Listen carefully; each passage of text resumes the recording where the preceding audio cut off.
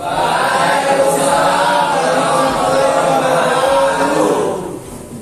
kita mulai pelajaran hari ini, alangkah baiknya kita mulai dengan doa. Aswad, tolong disiapkan teman-temannya.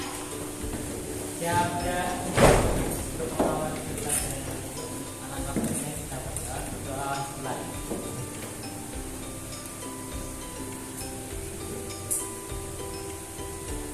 Doa selesai. Salam.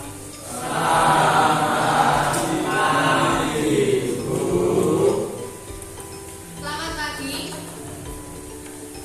Sebelumnya silakan cek kebersihan laci atas meja. Pastikan hanya ada buzzer di atas meja.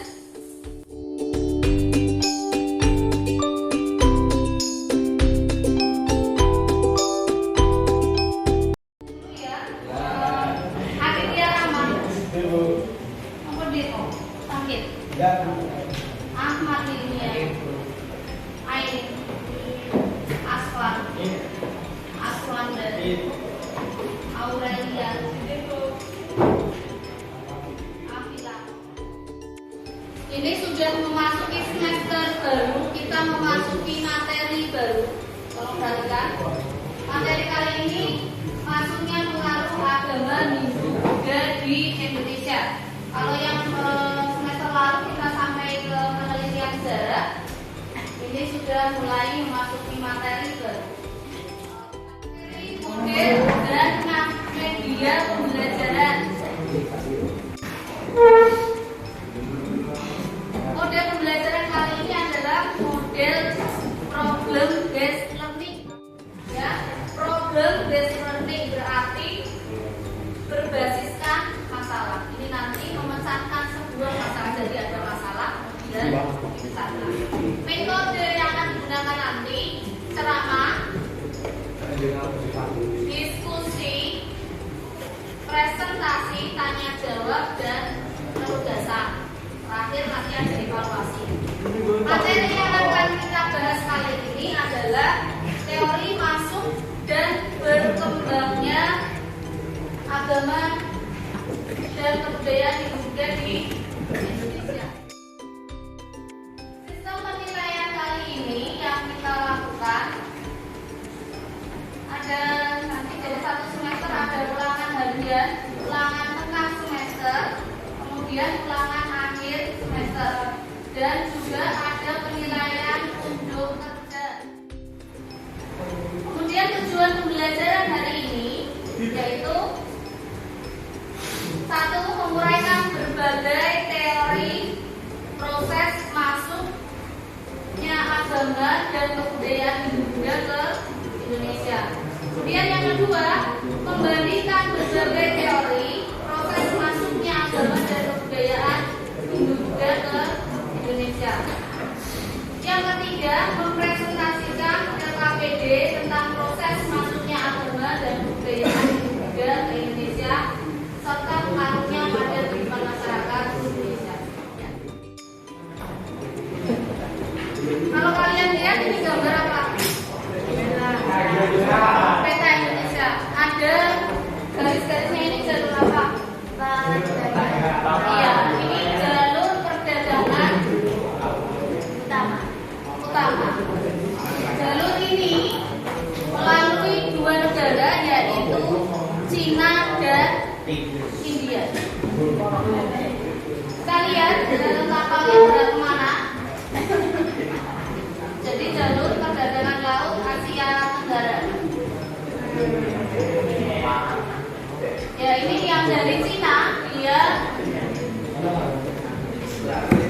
melalui laut Cina Selatan, kemudian langsung ke Sumatera. Kemudian yang kapal berikutnya ini melalui Selat Malaka, dia langsung ke Jawa. Yang berikutnya dia lewat jalur Samudra Hindia, ini juga dari India.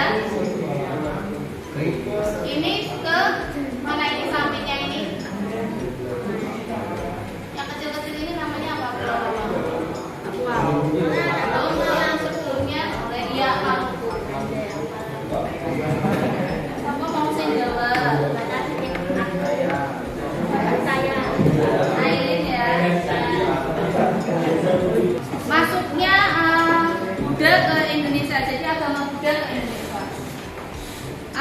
Buddha masuk ke Indonesia ini diperkirakan abad kedua Masehi dengan ditemukannya arca Buddha yang terbuat dari perunggu.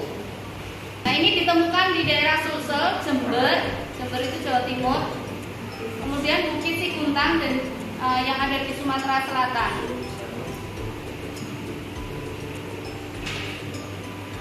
Sedangkan masuknya agama Hindu ke Indonesia ini diperkirakan abad kelima. Kalau di sini ditemukan prasasti Yupa yang mengatakan bahwa siapa di situ Asma Mula Barman apa Asma Barman? Mula Barman, anak dari Asma Barman. Berarti Asma Barman itu siapanya? Bapaknya. Kakeknya atau cucu dari Raja Tudungga. Raja Tudungga. Berarti kakeknya namanya Tudungga. Nah, dari prasasti Yupa ini, problem statement atau permasalahan yang ada yang harus kita pecahkan, bagaimana kita bisa membandingkan teori yang ada, kemudian menguraikan masing-masing pendapat kalian secara berkelompok, manakah teori yang lebih relevan, yang lebih bisa digunakan sebagai acuan, sebagai dasar teori masuknya Hindu Buddha di Indonesia. Kemudian kita akan berkelompok, membentuk 5 kelompok. Bisa jadi 7-8 orang, mungkin tidak ada karena sudah banyak yang magang. Jadi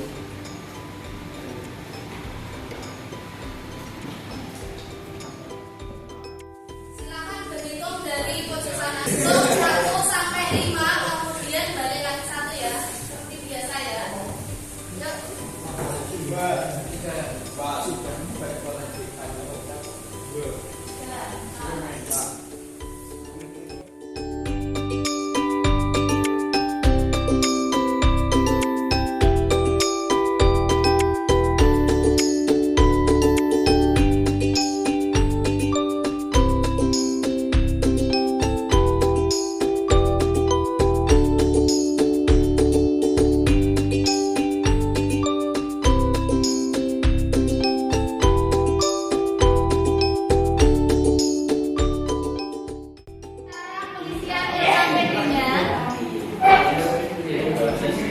Semuanya perhatikan. Perhatikan yang petunjuk pengisian yang ketiga. Kalian berdiskusi menganalisis setiap teori masuknya agama Hindu Buddha.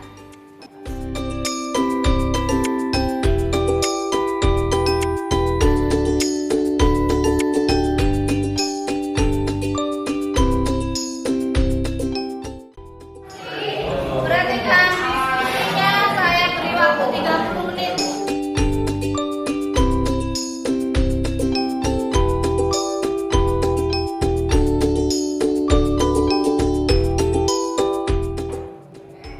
Semuanya sudah selesai? Jika sudah, kita undi siapa kelompok yang akan maju terlebih dahulu.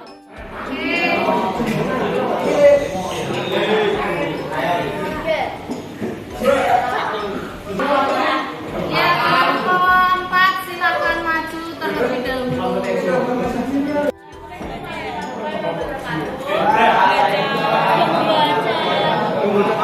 Mari dari kelompok sudah baca. Oke, tanda jawabnya. Teori Sudra adalah teori yang menyatakan bahwa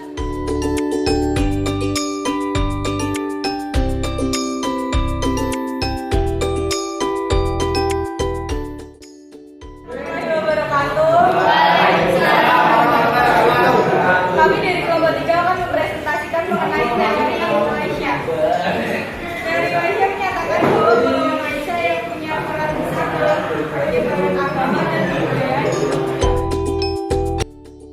Saya mau bertanya, nama saya Swadalam Prasjanto absen 6 kelompok 2. Pertanyaannya, Apa yang membuatmu yakin kalau teori Baisa relevan dipakai buat teori hidup dan di Indonesia? Para pedagang asal India yang membangun budayanya tentu melakukan interaksi dengan masyarakat lokal. Secara perlahan banyak masyarakat yang mulai mempelajari ilmu dan memeluk agama ini. Sumber daya alam Indonesia yang berlimpah membuat para pedagang atau buruh Indonesia tertarik untuk melakukan adanya kampung keliling. Dengan adanya kampung keliling, bukti penyebaran agama Hindu juga dilakukan oleh pedagang India semakin kuat.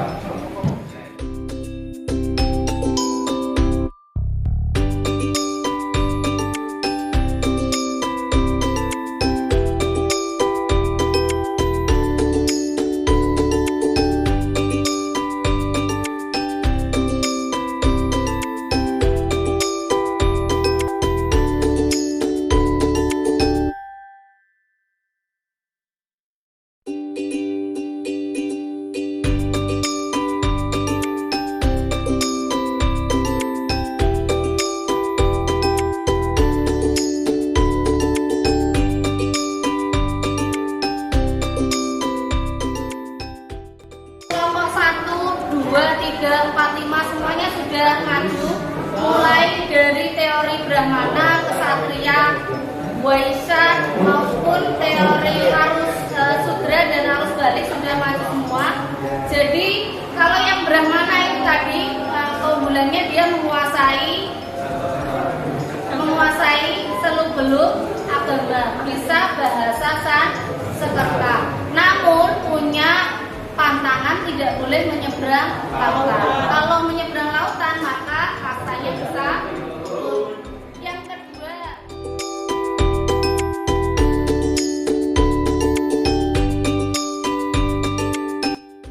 sampai sini ada yang mau bertanya lagi dari kelima teori tersebut? Kalau tidak ada, silakan akses evaluasi ini.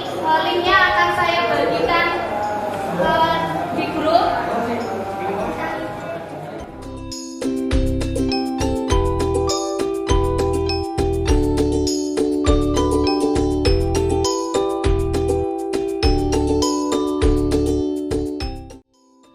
Semuanya sudah selesai belum mengerjakan evaluasinya?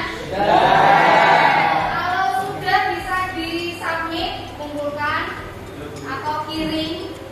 Jika sudah, silakan rapikan kembali mejanya seperti semula, dirapikan.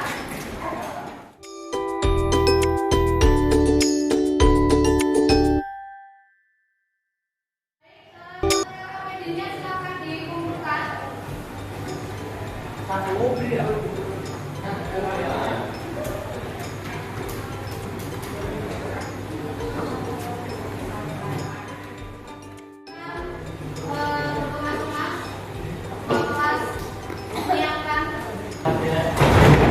Untuk mengambil pelajaran di dalam kita juga